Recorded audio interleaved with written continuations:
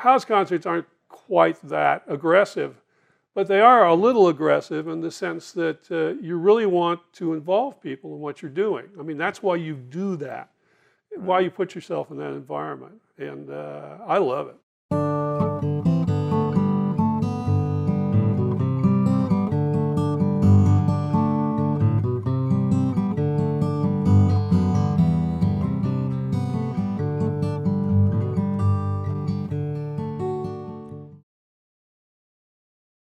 Mama left us years ago.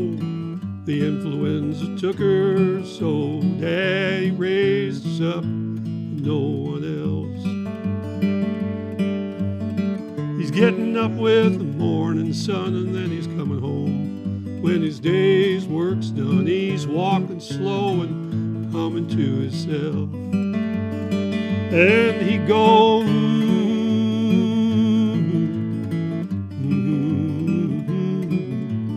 humming a tune Mama loves so well. Yes, he'd go.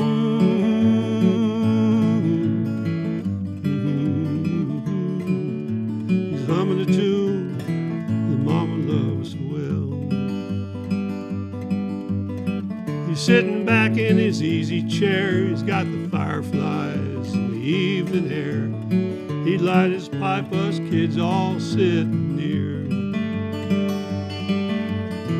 and tell us tales of Robert Lee, God's sweet love for his family. And later from our beds, why we could hear. And he'd go,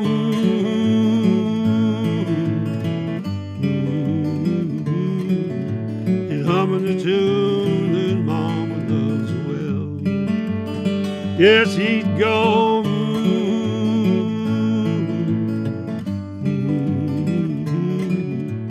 Humming the tune that Mama loves so well. When days go by, the winter's cold. We grew up, he grew old, sticking to a house we all call home. He tried to move us into town, but then he'd smile his thanks, turn us down and say, don't you know, I'm really not alone. And he'd go,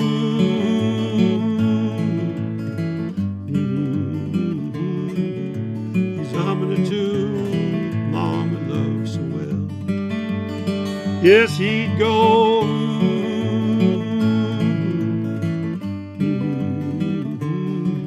he's humming a tune that Mama loves so well.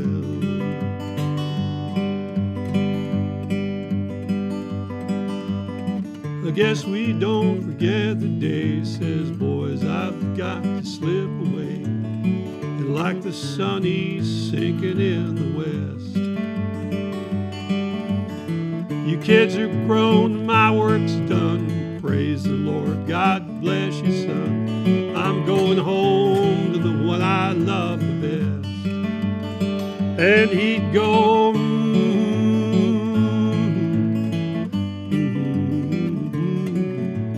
humming a tune that Mama loves so well. Yes, he'd go,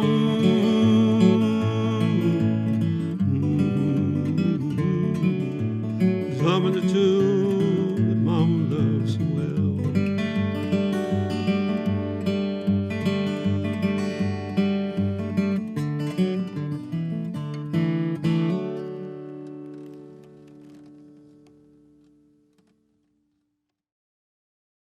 Hi, Hugh. It's great having you here. It's a pleasure to be here. All right. So let's talk about house concerts, because you played all kinds of venues.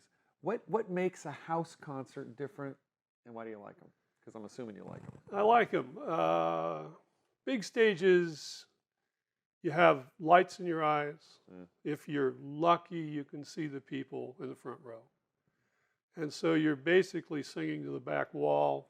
You know, you never pick up any eye contact because you can't see. Yeah. And so it's an isolating environment. You really have to draw more on yourself. You have to create an environment for yourself under those circumstances, because there's no feedback at all while you're playing. At the end of a song, well, hopefully there's some feedback, but Sure. while you're playing, you're pretty much on your own. In house concerts, everybody's right there. There quite possibly be someone sitting as close as you are. Yeah. And so you're right there with people. You can look at them. You can interact with them. A little shrug, a little nod, a wink, whatever. And you know that people are with you. They're with you in the tune, and they kind of help you a lot. They help me a lot to get into the music. I mean, I think one thing people don't understand is that I sang a song here that I wrote in the 70s, and I've probably sung 500 times. Yeah.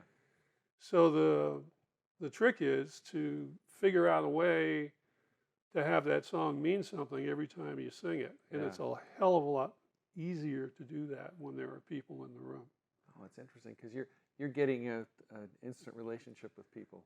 Absolutely. When you sing, it affects the tempo, it affects the phrasing, it affects everything. Yeah, and that is something, because sometimes the audience will be hearing it, and of course it's a new thing for them. Yeah, exactly. And when it's a new thing for them, it makes it a new thing for you, yeah, right? Sure. Yeah. And now, why? Talk to me a little bit about why it's important to have an intimate distance with people. It's like busking almost. It is. Yeah.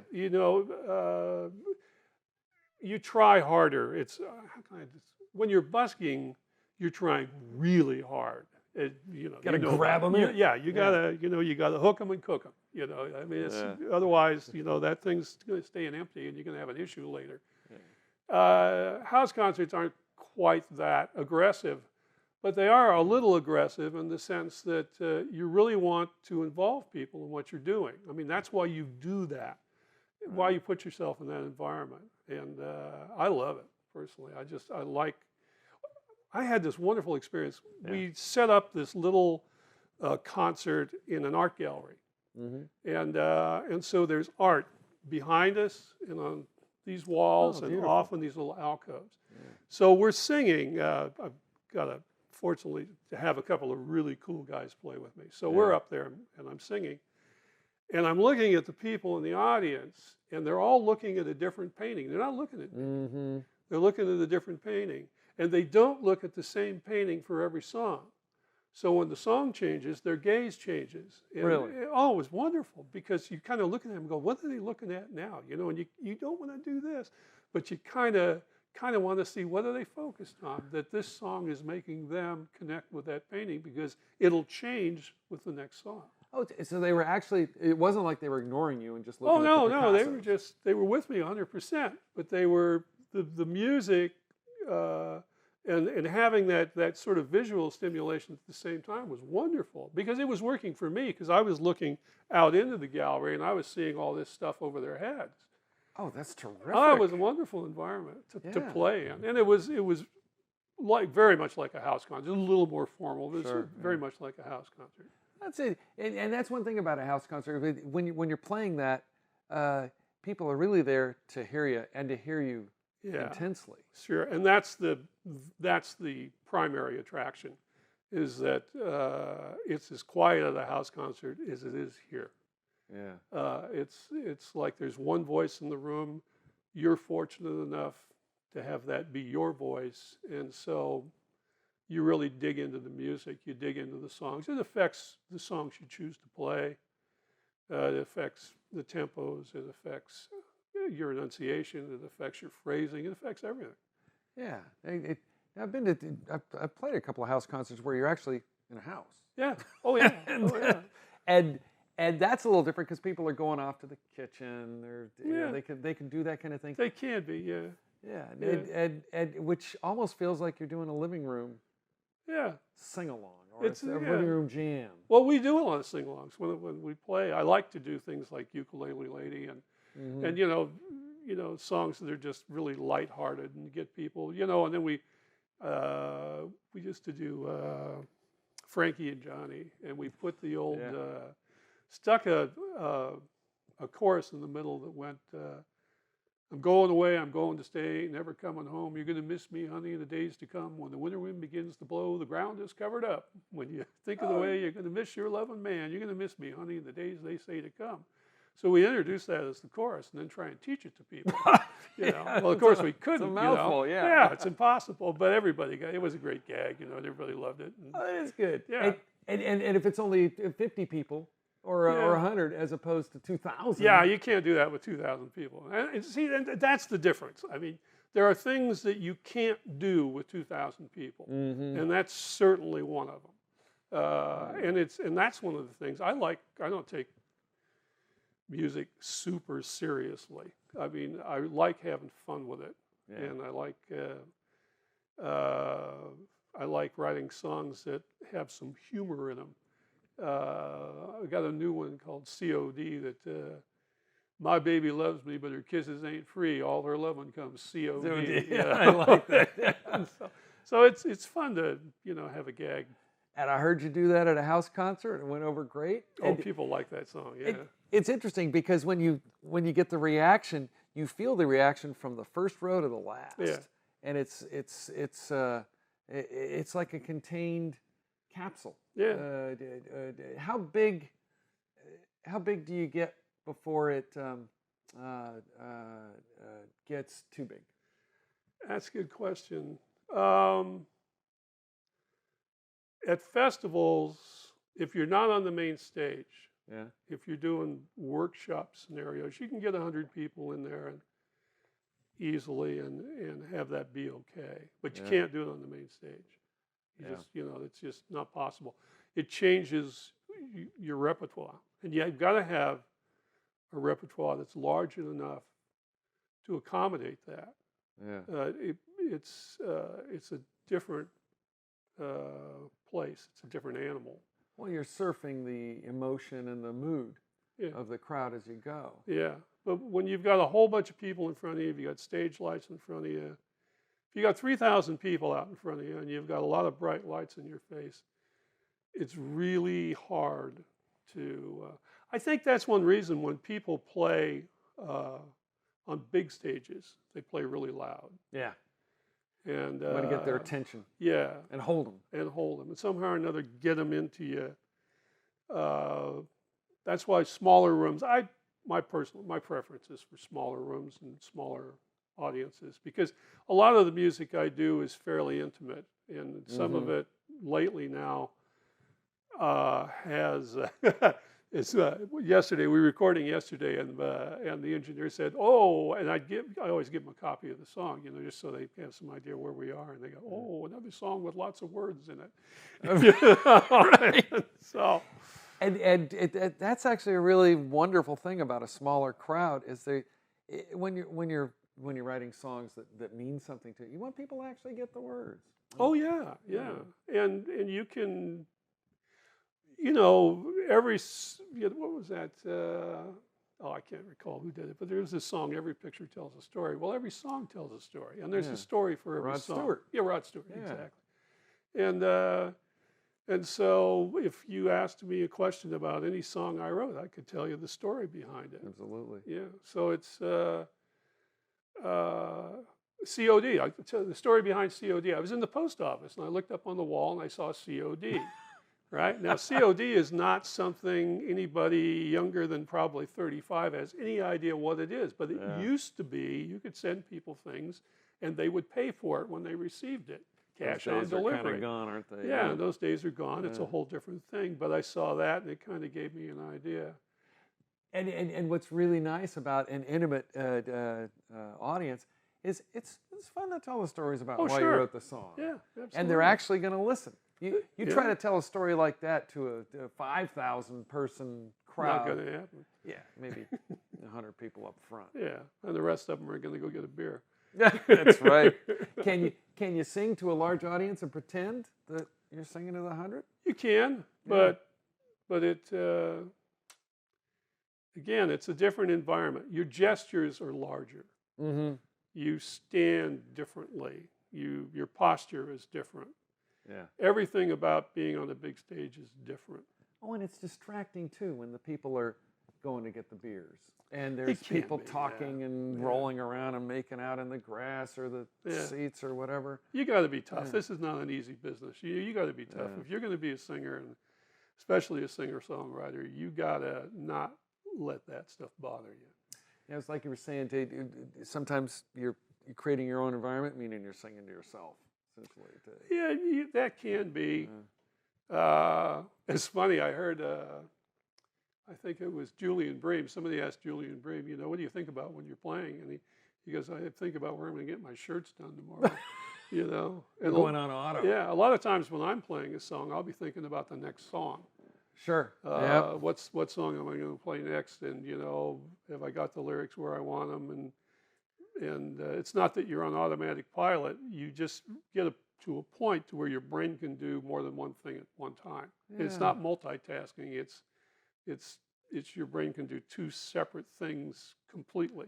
Well, sometimes it's like a respite for yourself too, where you don't want to have to immerse into everything you're putting out. Yeah. Well, yeah. Now in a smaller audience like that, are they picking up on it when you're thinking about your shirts? No. Or the next two? No, not if you're good. Yeah. You got to be good. That's the whole trick. You got to be good. Yeah. This is a very hard business because especially in a house concert, you're going to be talking to all these people at the end of the night. Yeah. And you want to make sure that what you're hearing is good. Yeah. Yeah. So you really have to, you have to pay attention. Yeah, and every misstep, every insincerity gets picked up. Insincerities will kill you. Mistakes won't, because you can, mistakes. It's really the great thing about mistakes when you're in front of an audience is they get that you're not perfect. That this stuff is not perfect. It's human. It's done by a human for humans, and it has all the frailties associated with humans. So I love mistakes. Kate Wolf was an old pal of mine, and we were at the Great American Music Hall, and she was a good piano player. And so she sat down to play this beautiful song, and in the introduction to that thing, she hit the biggest clam that you ever heard. It was just awful, and there was no way to cover it. And we were all sitting in the front row, and I was just about to slid out of my chair. I was laughing so hard, because I knew what was going on for her. But sometimes mistakes are good. Did she ride right through it, or did she stop and make fun of it? Oh, yeah. You go through it. She laughed. Yeah, because sometimes you can make it part of the show. Well, yeah. Well, it is funny. I mean, it's like we try really hard, and every once in a while we make mistakes. Yeah.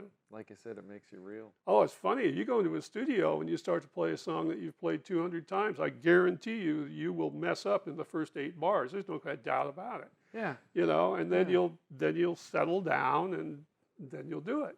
And only in a small audience, you're doing that live in front of everyone. Yeah, but it's okay. Yeah. It's okay. They're people, the nice thing about house concerts is the people that come to see you mostly know who you are, or they've heard a CD, or they've heard a radio, or something like this.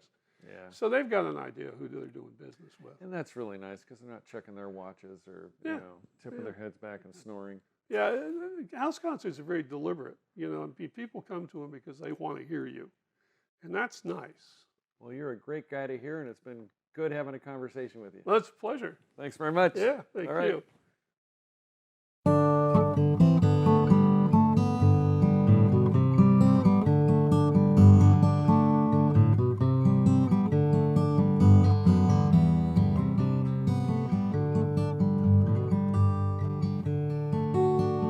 I'm moving to Mars. Yeah, I think I'd like to try me out a life in the stars. My friends all say I need a place to air out my heart. So I'm moving to Mars. This life has been crazy. Sometimes I think I'm not really here. Every time I turn around